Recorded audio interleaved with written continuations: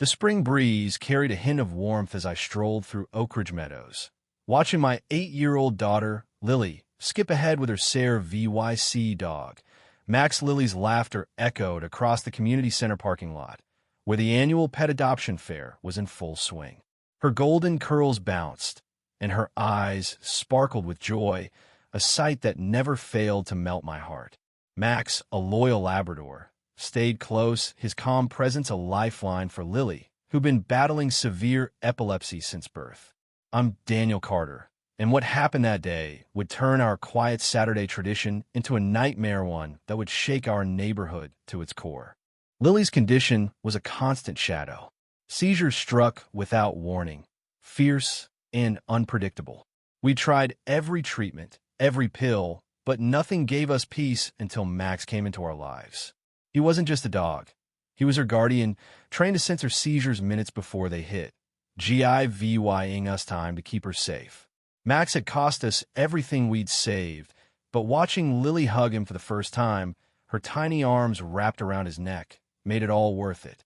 For 2 years, he'd been her shadow sleeping by her bed, walking her to school, never flinching when a seizure struck. Their bond was something special, the kind that could bring you to tears. The pet adoption fair was Lily's favorite event. She loved meeting the animals, even though we couldn't take another pet home. "Daddy, look at all the puppies," she squealed, pointing at the kennels lined up under colorful tents. Her excitement was contagious, drawing smiles from other families. Kids gathered around her, drawn to Max's quiet strength. "Can we pet him?" a shy boy asked. Lily grinned, all business. "You gotta ask Max first. He's working, but he might say hi." Max's tail gave a gentle wag, his signal he was okay with a little attention. The kids giggled, stroking his fur, and Lily beamed with pride, her best friend the star of the show. Then came Evelyn Harper. At 64, Evelyn was the iron-fisted president of our Homeowners Association, a woman who treated every rule like it was written in blood. With her HOA badge pinned to her blazer and a clipboard always in hand, she ruled Oak Ridge Meadows like her personal kingdom.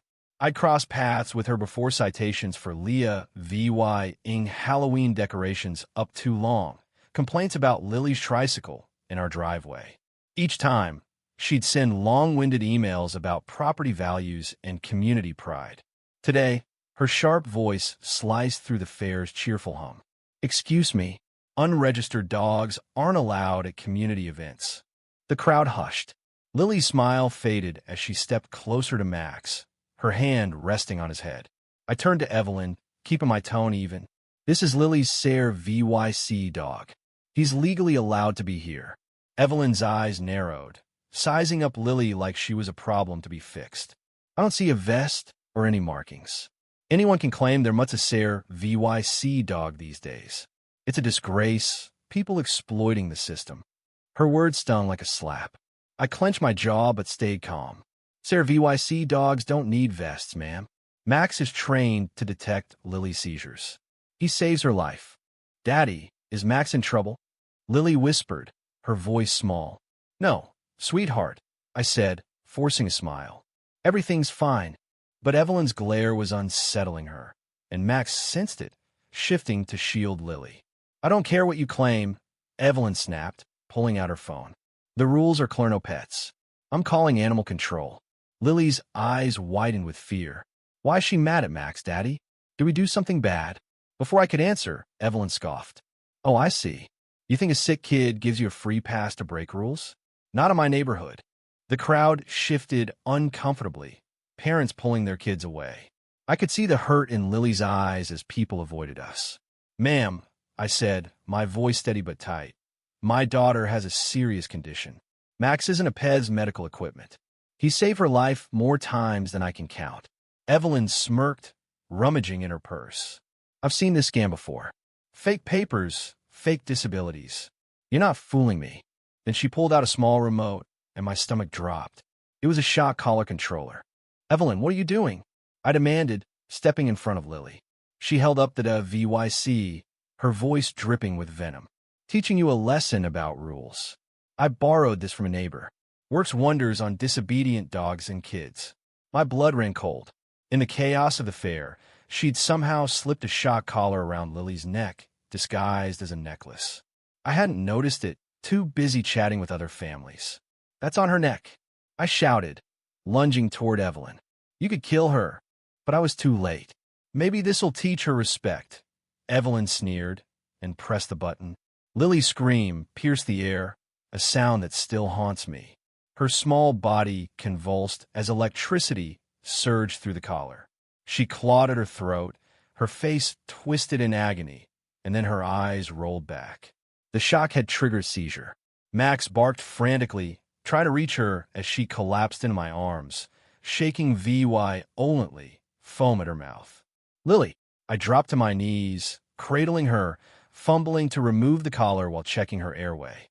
The crowd gasped, some calling 911.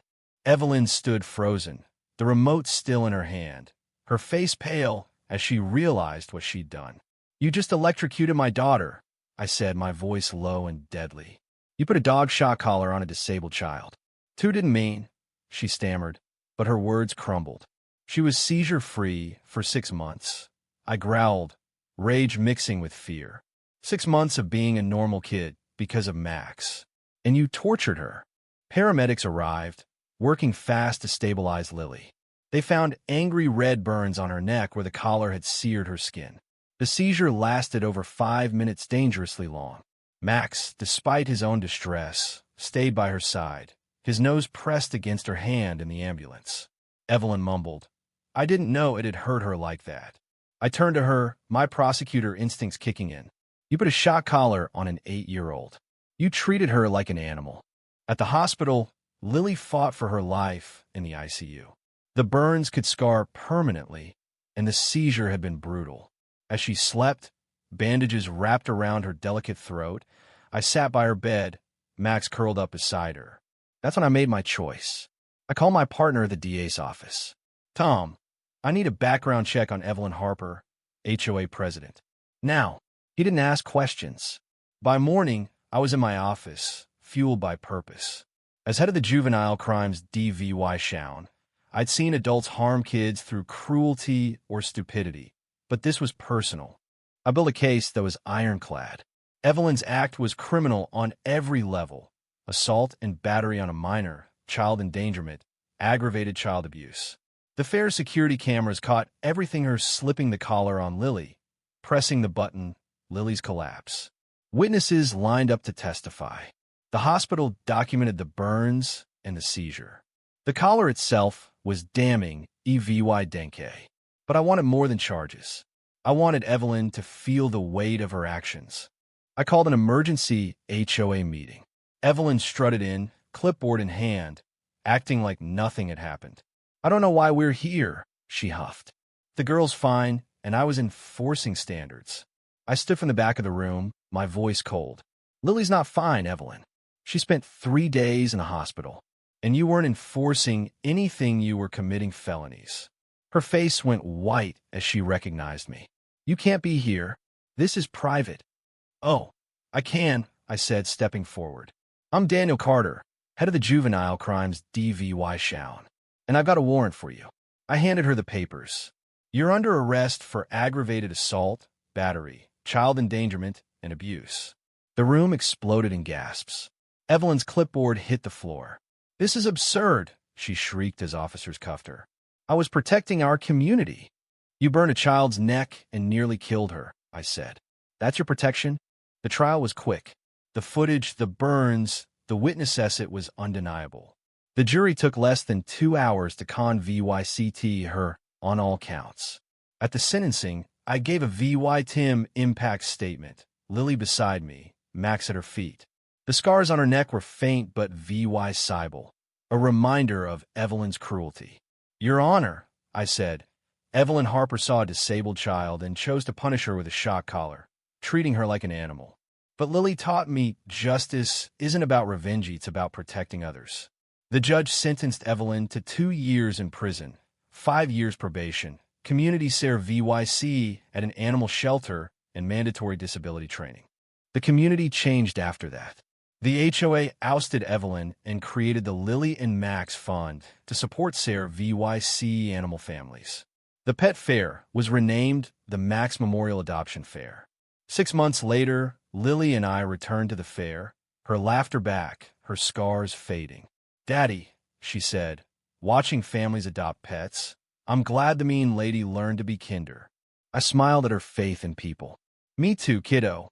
As we walked home, Lily skipping with Max by her side, I thought about justice. Evelyn faced consequences, but the real VY Tory was our neighborhood, learning to value compassion over rules to protect the vulnerable.